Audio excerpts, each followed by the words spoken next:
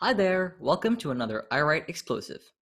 I'm Eshaan Mani, Chief Editor of the iWriter magazine and Vice President of the iWrite Youth Club. Today, I have the pleasure of speaking with an amazing debut author, Miss Payal Doshi. Payal was born and raised in Mumbai, India. Having lived in the UK and the US, she noticed a lack of Indian protagonists in global children's fiction. This inspired her to write her book, Ria and the Blood Nectar, Book 1 of the Chronicles of Astranthia. It follows the title character, Ria, a girl from Darjeeling, India, the city of tea plantations, on her unique, magical journey to reunite with her missing brother, Rohan. Ria and the Blood of Nectar is slated for publication in early 2021. Today, I'll be speaking with Payal about her inspiration for writing, developing characters, creating a unique fantasy world, life lessons she's learned as a debut author, and so much more. Let's get to it. Okay. So let's just get started with how did you get into writing and why did you choose to write for a middle grade audience? Well, hi, everyone. I'm Payal Doshi, author of Ria and the Blood of the Nectar, the first book in the series, The Chronicles of Astranthia. I started writing about 10 years ago. I came to it very accidentally. I had done my post-graduation in business management, and I was not very happy with my job. I was then working at a magazine publication, and that wasn't really cutting it as well. So one day I was like, fed up of writing what my editor's asking me to write in the magazine. I just wasn't feeling it. I want to write something I want to write. And I hadn't even thought about that before. But I just powered up my laptop, and what really came from like my heart were these two paragraphs that I wrote. And they are still, they exist in the book, far more refined. But that was the kernel of the plot of what then became Ria and the Blood of the Nectar. So for me, middle grade came very intuitively. I think it was the books that got me into reading and loving reading in the first place. I think when I was a kid, I read all throughout my childhood, I think, but it was really the middle grade books. They were the Enid Blyton books that I used to read. And then I read Anne of Green Gables by L.M. Montgomery, and there was Pollyanna, and they were just books that just, I just escaped into them. And so I think when I sat to write my book, intuitively, I wanted to write middle grade, and I love fantasy. I absolutely love fantasy. I think fantasy gives us that leeway to escape and immerse yourself in these wonderful worlds, and then, be able to take charge of the situation. As kids, you rarely get to do that without adults hovering around you and controlling what you're doing. And so fantasy, they're never around in fantasy. And then you get to do really cool things, like have magic, or ride on dragons, fight evil villains, be the hero, a superhero. So that's why I wanted to write middle grade fantasy. And I wanted to write with Indian characters, South Asian characters, because those I never read as a kid. I never saw them. They weren't there. And I want kids to see themselves in books. I think that is so important. So yeah, tell me more about that. Yeah, representation in middle grade novels. So why is that a dear cause for you? It is an exceptionally dear cause. Like I mentioned that, I wrote this book, came from my heart. I wrote those two paragraphs. What is really crazy is that I wrote those two paragraphs, and then I spent the next few months, fleshing out the book. I wrote 70,000 words. And then I went for a writing workshop. And I was so excited to read the first chapter. And I read the first chapter in the class, and the teacher just looks at me and she's like, "Why are your characters white?" And Eshaan, you won't believe it, I wrote all 70,000 words with white characters in them. Oh Ria wow. was called Rohan. Ria was called Rose. Rohan was called Bryant. They had a housekeeper called Suki. They ate pancakes with syrup, and they lived in the English countryside. And just, I hadn't realized, and I don't think it's wrong for people from other communities and cultures to write about different cultures, but I had never thought about it. It wasn't a conscious choice that I made that I want to write about white characters. It was just what came to me subconsciously. And I didn't realize that I had been whitewashed into thinking that that's the type of content that people want to read, or that's the kind of stories that I should tell, because those are the stories that sell and get published. I didn't once think that I should write about myself or my culture, my country, my heritage, our traditions. Not once. And that really shook me because I didn't think about it. So that's when this fashion basically became a mission of mine. And then as I grew older and then I had my own daughter, I was like, I mean, when she grows up and kids her age grow up, kids like you grow up, and you know, if an Indian South Asian kid wants to write a story and wants to become an author, I don't want them to think twice about whether their stories are important, whether they should tell them, would people be interested? I'm absolutely not. I was like, I'm going to write books. We're going to have really cool South Asian kids on the cover. I want South Asian kids to see themselves because we are damn cool as well. All kids are. And I think that's a really important thing. And the other part is that I wanted to write joyful stories and fun stories, because we have a lot of fun too. We have exciting adventures. We have, you know, a full life, multifaceted life. We go through our struggles and like every other culture. And I think stories about, you know, challenges and struggles, and especially coming from minority communities, are very important. But I just feel like when we talk about diverse stories, those are the narratives that we hear of the most. So you just get pigeonholed into thinking, oh, you know, how is it? And, you know, are you in, I get questions like, do you want to go back to India? And I'm like, yeah, I love India. I am from India, you know. And it's like people start having that mentality around minority communities, because that's what you continuously see in literature. So I want to break that and show another side, that South Asian kids have wonderful stories as well, happy stories, badass stories, fierce stories, and I want everyone to see them and love them and be celebrated. Yeah.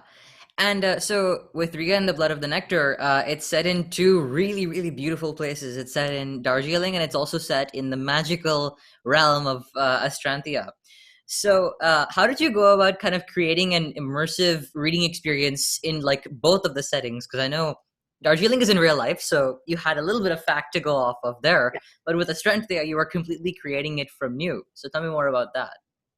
So I chose Darjeeling because, again, I just wanted to break those molds, especially of, you know, India, where everyone thinks whenever stories are written are about, you know, in villages, or after Slumdog Millionaire, it's like Mumbai, and it's just, you know, that vision that directly comes into people's minds.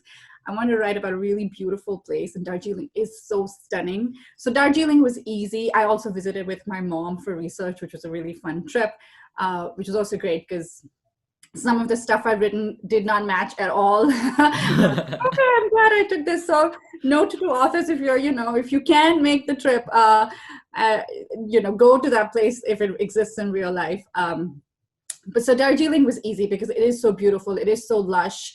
It's where, you know, we get our tea from, these beautiful tea plantations. It's a hill station. So you have the Himalayas as the backdrop. You can see the sun rising, you know, through the mountaintops. Just stunning. It's gorgeous. And then when it came to Astrantia, again, I really love in reading as well, I really love lush and immersive texts. And I love when I read a sentence or I read a scene that that all my senses are sort of, you know, I can feel with all my senses. So you can smell the place, you can see the place, you can feel the wind, whether it's hot or cold. So I wanted Astrantia to be really immersive as a place, and just really what I, you know, like a beautiful utopia. So I wanted it to be very floral. And if you've read the book, you know that flowers are a very important part in the book. I'm also, you know, big proponent of protecting nature, nurturing nature, respecting nature. And that's kind of what Astrantia is. It is a place where people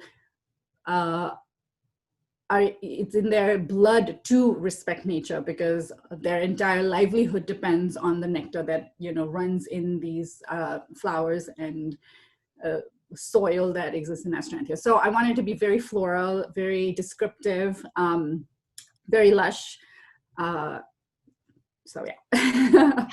So something that's equally important in fantasy novels is also characters and like the depths of the characters that are involved. So Ria and Leela and even Rohan and all the characters that are in the book, they have like multiple layers to them. So how did you establish the character traits of the protagonist and antagonist and even the supporting characters? Because I know Zaranther is a pretty interesting guy. Yeah, he is. Well, I will say that it came through several edits and several revisions. I definitely didn't have it down in the first draft, let alone the fourth draft. There was one criticism that I did get initially when I had my first few drafts sort of read by friends. They were like, Ria and Leela seem pretty interchangeable. And in my head, they weren't, because, I was writing them separately. But then I realized, oh, no, that's not good. Yeah. So then I started I thought about their backstories. Ria's backstory is that, she comes from a family in which there are a lot of secrets, and she doesn't have a dad, and it's just her and her grandmother. And she knows there's some missing piece, but nobody's telling her what it is, and her relationship is strained between her mother. And then we see Leela. I wanted her to come from a very, kind of, again, my homage to big Indian joint families.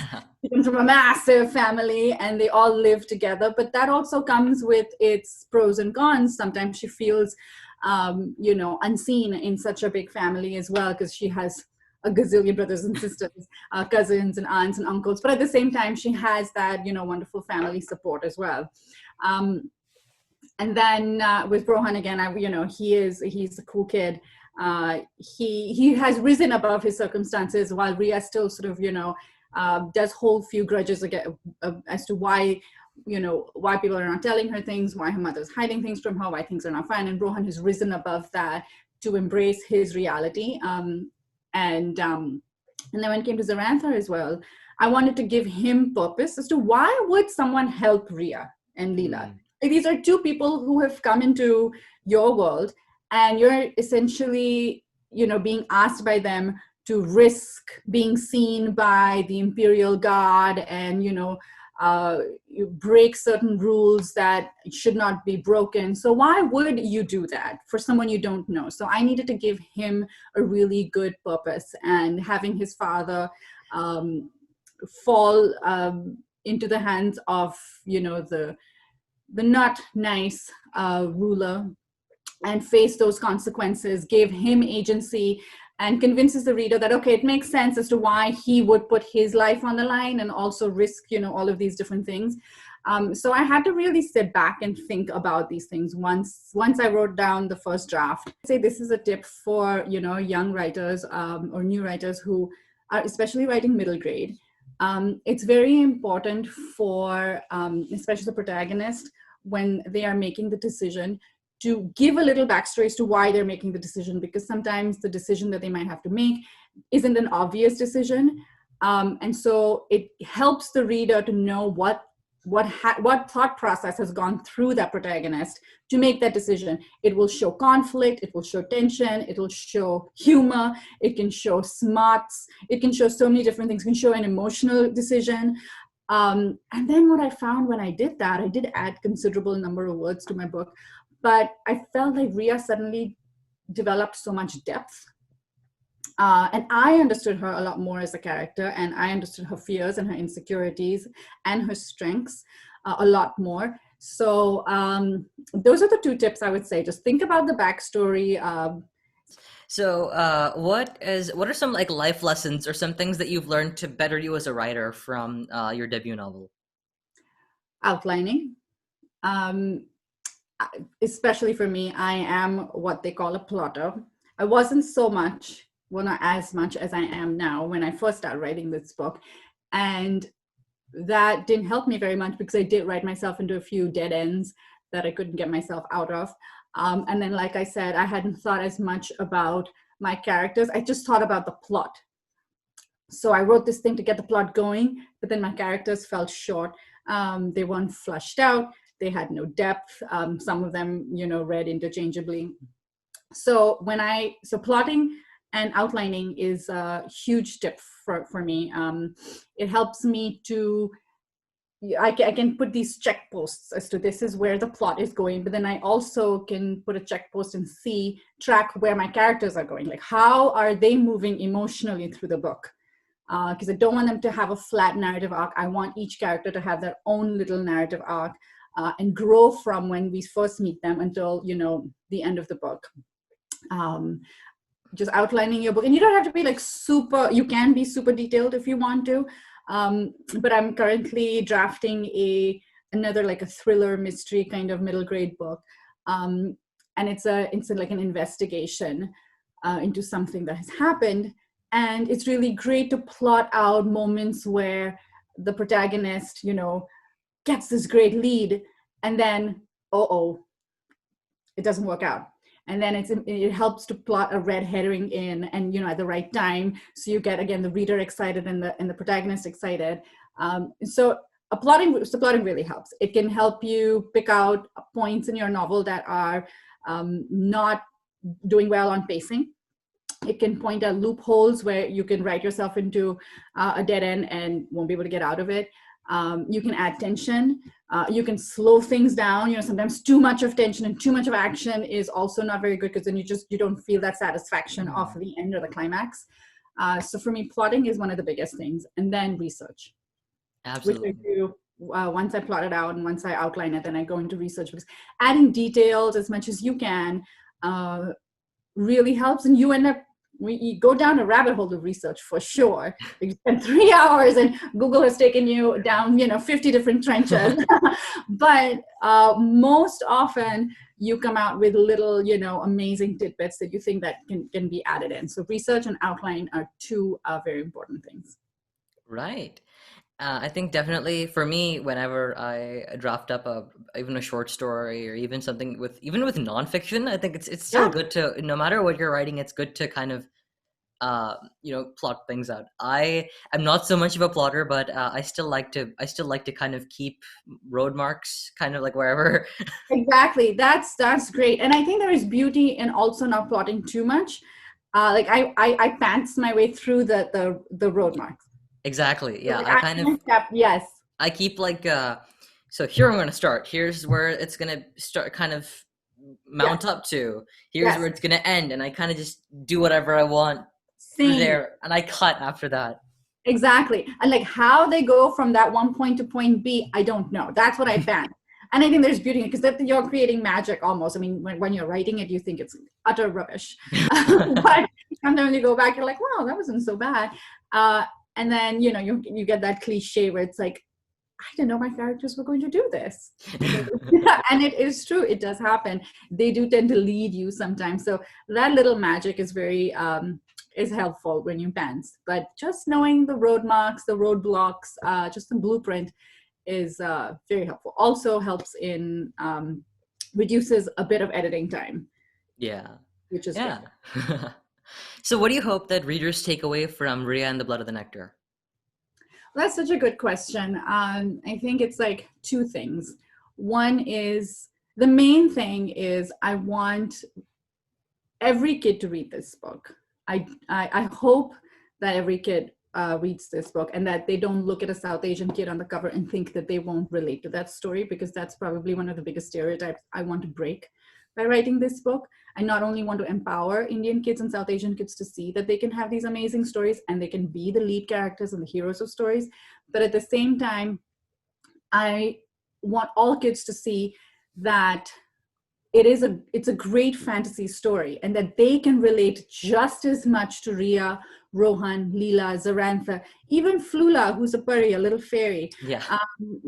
And that they will have universal reactions to the places, the emotions, the challenges that the characters face, and that it's just a great fantasy story. It's not a South Asian fantasy. It is, I hope that it is not pigeonholed into that, and that it can, because I know it can reach every kid, and it can have, it is relatable to every kid.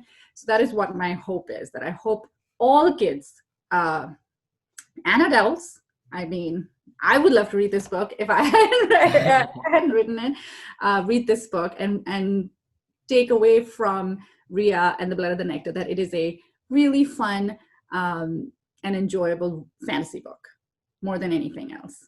And that's how they can have a great time and be really cool heroes too. Thank you so much, Payal, for taking the time out of your busy day to speak with me. This was tons and tons of fun, and I wish you the best of luck on your novel. And you, viewers, thank you so much for watching. Be sure to like, share, and subscribe. Ring that notification bell for all latest updates. Be sure to submit to the iWRITE contest. And if you're interested in the iWriter magazine, head to our website, www.iWriteYouthClub.com. Have a wonderful day, stay inspired, and goodbye.